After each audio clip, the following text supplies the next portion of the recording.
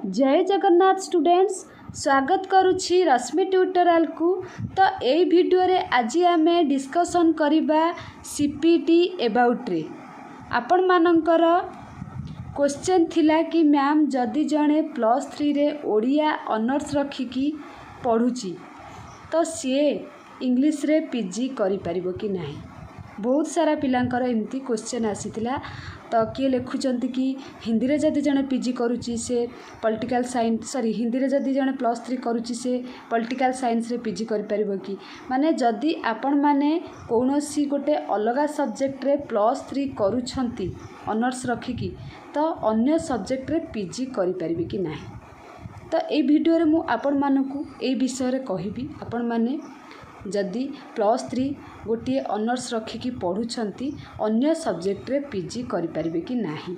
एटा हला हमर प्रथम कथा। आउ द्वितीय कथा होची हमर आमे +3 रे केते % रखिले पीजी एंट्रेंस देई परिबा। एटा होची सेकेंड कथा। तो वीडियोटी को आपण माने शेष पर्यंत देखिले ही जानि परिबे। आउ जदि आपण माने एबे भी चैनल को नुआ विजिट करूछंती फटाफट सब्सक्राइब कर दियंतु।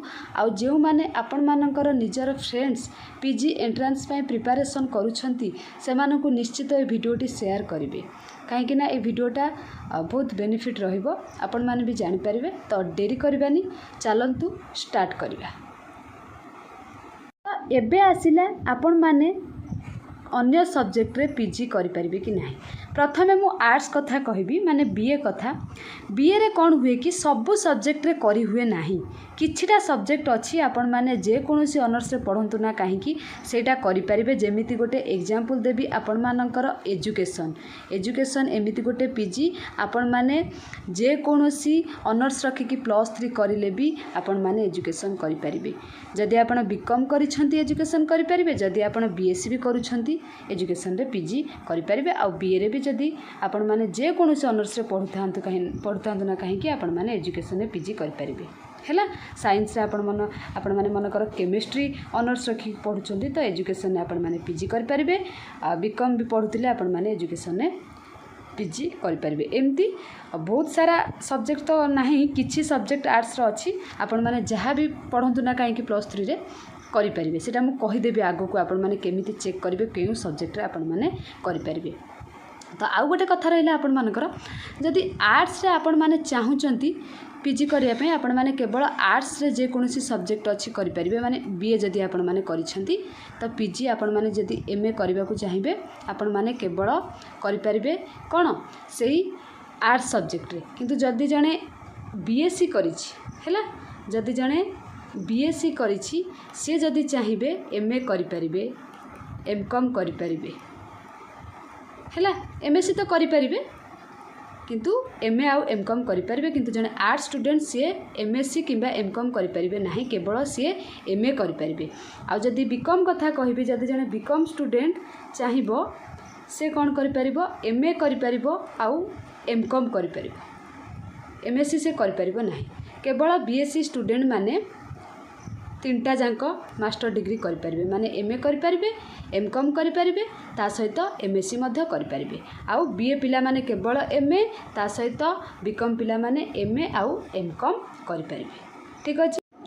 तो एबे मु आपण मानकू कहिबे आपण माने केमिति जानिबे मने कर गोटे सब्जेक्ट रे करूछंती तो एबे मु वीडियो रे कहि देबी से अनुसार आपण माने चेक करि परिबे केउथरे पीजी करि परिबे कि नाही। ठीक अछि।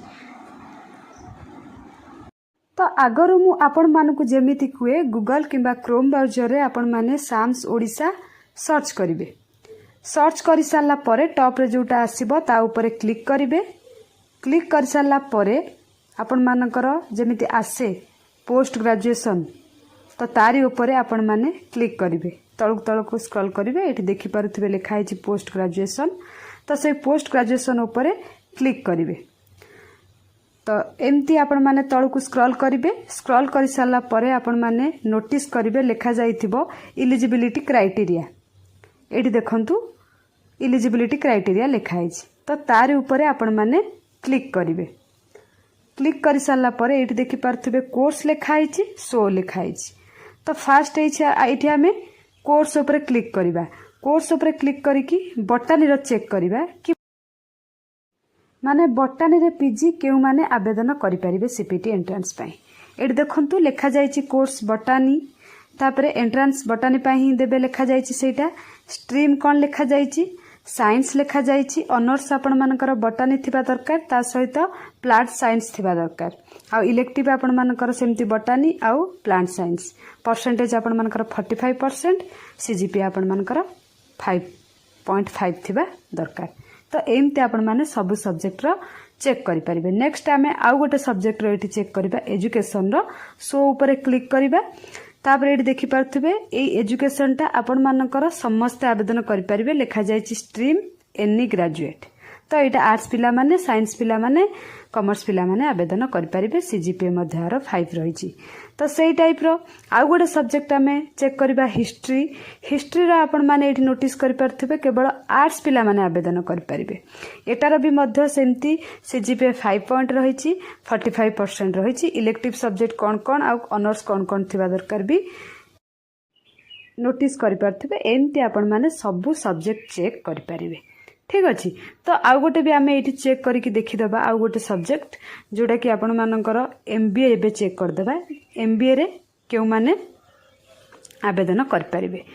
एमबीए कथा जति कहबा एठी आपण माने नोटिस कर परथिबे एनी ग्रेजुएट हैला ऑनर्स आपण जहाँ भी रखिले चलिबो इलेक्टिव जहाँ रखिले चलिबो परसेंटेज एटा टिके अधिक रखि देछि 5.5 सॉरी सीजीपीए 5.5 आपण मानकर परसेंटेज 50% रखिछि।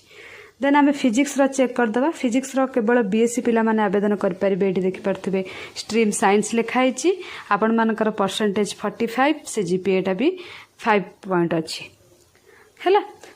तो सेही टाइप रो आउ गोटे सब्जेक्ट रो आम एठी चेक करिबा। सपोज आम सोशियोलॉजी रो चेक करिबा। सोशियोलॉजी कथा जति कहबा एटा प्रायतः समस्त एटा आवेदन कर परिबे। एनी ग्रेजुएट एठी लिखाइछि देखि पारथिबे। तो ऑनर्स सब एगुड़ाक आपण मानकर थिबा दरकार। बीएसडब्ल्यू ऑनर्स करथिबे जे सी भी सोशियोलॉजी रे पीजी कर परिबे। 5 पॉइंट सीजीपीए दरकार ता सहित 45% आपण मानकर दरकार। नेक्स्ट आउ गोटे जोटा कि डिमांड समस्तंकर थाए पॉलिटिकल साइंस रे टिके देखिदबा। पॉलिटिकल साइंस टा भी आपण मानकर समस्त आवेदन कर परिबे। देखि पारथिबे एठी एनी ग्रेजुएट जे कोनोस ऑनर्स रखिले आपण मानकर एटा आवेदन करि परिबे। इलेक्टिव भी ता सहित परसेंटेज आपण माने देखिले। तो एमती आपण माने जेउ सब्जेक्ट रे पीजी करिया पई चाहुचंती निजे एबे चेक करि नेबे।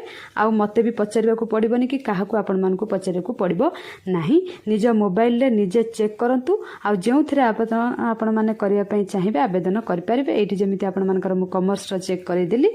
तो सब किछि आपण माने निजे ही सर्च करंतु जोटार आपण चाहुचंती सर्च करके मते निश्चित ए कमेंट सेक्शन में कमेंट करबे कि मैम मोर प्रॉब्लम सॉल्व हे गला। आ आपण माने चेक करिवे जदी देखिले एनी ग्रेजुएट लिखा है तो आपण माने आवेदन करि परिबे। आवेदन कर सारी कि निश्चित पढ़िया माने पीजी पई पढ़िबे आ एंट्रेंस को क्रैक करिया पई ट्राई करिवे। आपण मानक हाथ रे भी आहुरी बहुत दिन टाइम रहिलेनी। टाइम वेस्ट न करिकि फटाफट चेक करि दियंतु। चेक कर सारी कि निजर पाठ पढ़ा एबेठारु स्टार्ट कर दियंतु आउ डेरी करंतु नाही। आशा करुछि आपण मानक पई ए वीडियोटी निश्चित हेल्पफुल हेतिबो। जदि भी हेल्पफुल हेतिबो निज फ्रेंड्स मानकु शेयर करंतु लाइक करंतु कमेंट करंतु। Thank you.